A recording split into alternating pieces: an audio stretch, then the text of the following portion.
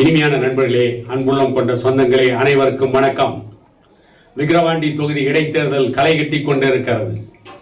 விக்கிரவாண்டி தொகுதி இடைத்தேர்தல் அறிவிக்கப்பட்ட பிறகு திமுகவின் 9 அமைச்சர்கள் விக்கிரவாண்டி தொகுதி இடைத்தேர்தலிலே வேலை செய்து கொண்டிருக்கிறார்கள். என்ன வேலை செய்கிறார்கள்? மற்ற கட்சியை சார்ந்தவர்களை மிரட்டுவது, மற்ற கட்சியை சார்ந்தவர்களை விலை பேசுவது, மற்றவர்களை வளைப்பது, வாக்காளர்களுக்கு பணம் கொடுப்பது, பொய்யான வாக்குறுதிகளை அள்ளி வீசுவது, அமைச்சர் பதவியை அதிகார துஷ்பிரயோகம் செய்வது, அமைச்சர் பதவியை பயன்படுத்தி தேர்தல் விதிமுறைகளை மீறி, தேர்தல் நெறிமுறைகளை மீறி விக்கிரவாண்டி தொகுதியிலே தன்னுடைய செல்வாக்கை நிலைநாட்ட வேண்டும் என்று திமுகவுடைய 9 அமைச்சர்களை விக்கிரவாண்டி தொகுதியிலே முகாமிட்டு வேலை செய்ய வைத்திருக்கிறார்கள்.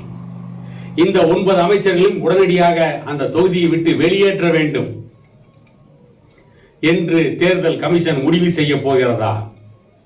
தேர்தல் கமிஷன் அப்படி ஒரு அற்புதமான முடிவை எடுத்தால் இந்திய தேர்தல் கமிஷன் வரலாற்றிலே அது வெற்றி மகுடத்திலே பறிக்கப்பட்ட பொன் எழுத்துக்களாக இருக்கும் என்பதை யாரும் மறுக்க முடியாது.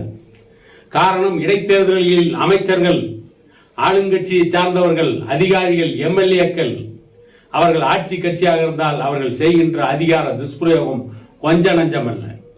ஆசை காட்டி மோசம் செய்வதில் அவர்களை யாரும் மிஞ்ச முடியாது. அதிலும் திமுகவை யாரும் மிஞ்ச முடியாது. ஆகவேதான் விக்கிரவாண்டி இடைத்தேர்தல் நடைபெறுகின்ற அந்த தொகுதியில் முகாமிட்டு இருக்கின்ற 9 திமுகவின் அமைச்சர்களை உடனடியாக வெளியேற்ற வேண்டும் என்று பாட்டாளி மக்கள் கட்சியின் வழக்கறிஞர் சமூக நீதி பேரவை தலைவர் வக்கீல் பாலுவும் அவரோடு அந்த குழுவினரும் சேர்ந்து தேர்தல் கமிஷனை சந்தித்து திமுக அமைச்சர்கள் 9 பேரையும் உடனே விக்கிரவாண்டி தொகுதியை விட்டு வெளியேற்ற வேண்டும். அவர்கள் விக்கிரவாண்டி தொகுதிக்குள் முகாமிட்டிருந்தால் விக்கிரவாண்டி தொகுதியில் தேர்தல் நியாயமாக நடைபெறாது. ஜனநாயக அடிப்படையில் தேர்தல் நடைபெறாது. அதிகார துஷ்பிரயோகம் தான் நடக்கும். ஆட்களை மிரட்டுவது, விலை பேசுவது, விலைக்கு வாங்குவது, ஓட்டுக்கு பணம் கொடுப்பது, மிரட்டுவது, அதிலும் இந்த பொன்முடி என்கின்ற அயோக்கிய பயலுக்கு சொல்ல வேண்டிய அவசியமே இல்லை. எப்படியெல்லாம் மக்களை இழிவாக பேச வேண்டுமோ அவ்வளவு இழிவாக பேசியவன். பஸ்ஸில் ஓசிலே தானே வருகிறீர்கள் என்று பெண்களை பரிகாசம் செய்து பேசிய ஒரு மோசமான பயல் இந்த பொன்முடி. அந்த பொன்முடி அங்கே முகாமிட்டிருக்கிறான். திமுகவிலே எத்தனை பேர் அடாவடித்தனமாக பேசுகிறார் என்று மக்களுக்கு நன்றாகவே தெரியும். இந்த திமுகவில் சிவாஜி கிருஷ்ணமூர்த்தி என்ற ஒரு பேச்சாளர் இருக்கிறான், ஒரு எடுபட்ட பயல். அவன் எப்படியெல்லாம் பேசுவான் என்பது தெரியும். திமுகவிலே இன்னும் சில அமைச்சர்கள் எப்படியெல்லாம் பேசினார்கள். பாட்டாளி மக்கள் கட்சி எம்எல்ஏவையே ஒரு அமைச்சர் எவ்வளவு மோசமாக பேசினான் என்பதையும் இந்த நாடு பார்த்திருக்கிறது. மக்களால் தேர்ந்தெடுக்கப்பட்ட மக்கள் பிரதிநிதி. இந்த அமைச்சர்கள் எல்லாம் விக்கிரவாண்டி தொகுதி இடைத்தேர்தலிலே முகாமிட்டு விக்கிரவாண்டி தொகுதியிலே திமுகவிற்கு ஆதரவாக வேலை செய்தால் என்ன ஆகும்? மொத்தத்தில் அமைச்சர்கள் தன்னுடைய அதிகாரத்தை பயன்படுத்தி அந்த தொகுதியிலே அதிகார துஷ்பிரயோகம் செய்வார்களா மாட்டார்களா?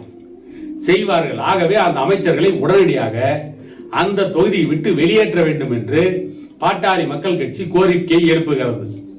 நான் என்ன சொல்கிறேன், அந்த 9 அமைச்சர்களும் பதவியை ராஜினாமா செய்துவிட்டு, அவர்கள் எம்எல்ஏ பதவியையும் ராஜினாமா செய்துவிட்டு அதற்கு பிறகு விக்கிரவாண்டி தொகுதியில் போய் திமுகவுக்கு ஆதரவாக வேலை செய்யட்டும், திமுகவுக்கு பிரச்சாரம் செய்யட்டும். மாற்று கருத்து இல்லை. எந்த ஒரு தொண்டனும் அவருடைய கட்சிக்கு எந்த தொகுதியிலும் போய் வேலை செய்யலாம். அது அவர்களுக்கு ஜனநாயகம் வழங்கி இருக்கின்ற உரிமை. ஆனால் அமைச்சருக்கு இல்லை. அமைச்சர் என்ற போர்வையில் போய் மற்ற கட்சியினை சார்ந்தவர்களை மிரட்டுவது, மற்ற கட்சியை சார்ந்தவர்களை அடாவடித்தனமாக பேசுவது, இதைத்தான் பொன்முடி என்கின்ற காலி பயல் இப்பொழுது செய்து கொண்டிருக்கிறான். அமைச்சர் என்கின்ற அதிகாரத்தை வைத்துக் கொண்டு, பதவியை வைத்துக் கொண்டு மற்றவர்களை மிரட்டி கொண்டிருக்கிறான். பொன்முடி மிரட்ட ஆரம்பித்திருக்கிறான். அடுத்து இன்னொரு முடி வருவான், அதற்கு அடுத்து இன்னொரு எலும்பு வரும், அதற்கு அடுத்து இன்னொரு நரம்பு வரும். இவன்கள் எல்லாம் நரம்பு, எலும்பு, சதை, தோல் இத்தனையும் இன்றைக்கு பாட்டாளி மக்கள் கட்சிக்கு எதிராக வேண்டுமென்று திட்டமிட்டு ஒரு வன்மத்தை கிளப்புவார்கள். ஏனென்றால் இன்றைக்கு அதிமுக அந்த தொகுதியிலே போட்டியிடவில்லை. அதிமுக ஏன் போட்டியிடவில்லை என்று ஆராய்ச்சி வேறொரு வீடியோவை பார்க்கலாம். ஆனால் இப்பொழுது நாம் அந்த ஆராய்ச்சிக்கு செல்லவில்லை. இன்றைக்கு திமுகவிற்கு எதிராக பிரதான கட்சியாக விக்கிரவாண்டி தொகுதியிலே பாட்டாளி மக்கள் கட்சி, பாரதிய ஜனதா கட்சி கூட்டணியோடு போட்டியிடுகிறது. பாட்டாளி மக்கள் கட்சி வேட்பாளர் தான் திமுகவுக்கு இன்றைக்கு சிம்ம சொப்பனமாக இருக்கிறார். ஆகவே இவர்கள் அதிகாரத்தை துஷ்பிரயோகம் செய்து விக்கிரவாண்டி தொகுதியிலே எப்படியாவது வெற்றி பெற வேண்டும் என்று நினைப்பார்கள். ஏனென்றால் பென்னாகரம் தொகுதி இடைத்தேர்தலில் அன்றைக்கு கலைஞருடைய அருந்தவ புதல்வன் மு க அழகிரி இப்படித்தான் பணத்தை வாரி இறைத்து அந்த பென்னாகரம் தொகுதி இடைத்தேர்தலில் வெற்றி பெற்றார். இதற்கு முன்பு நடைபெற்ற ஈரோடு தொகுதி இடைத்தேர்தலில் என்ன ஆனது?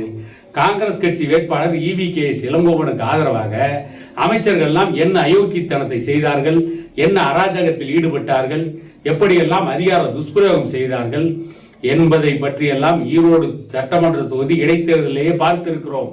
ஆகவே தேர்தல் முறைப்படி நடைபெற வேண்டும் என்றால் உடனடியாக அங்கே முகாமிட்டிருக்கின்ற திமுகவின் 9 அமைச்சர்களையும் வெளியேற்ற வேண்டும் என்று பாட்டாளி மக்கள் கட்சியின் வழக்கறிஞர் சமூக நீதி பேரவை தலைவர் வக்கீல் பாலு கொடுத்திருக்கிற மனுவை ஏற்றுக்கொண்டு தேர்தல் கமிஷன் அமைச்சர்களை வெளியேற்றுமா அல்லது விக்கிரவாண்டியிலே ஜனநாயக படுகொலை நடத்துவதற்கு தேர்தல் கமிஷனே அமைச்சர்களுக்கு அனுமதி தருமா என்பதை பற்றி பொறுத்திருந்து பார்ப்போம் என கூறிக்கொண்டு இன்னொரு காணொளியில் உங்களை சந்திக்கும் வரை உங்களிடமிருந்து விடைபெறுவது உங்கள் எடப்பாடி துரைசாமி.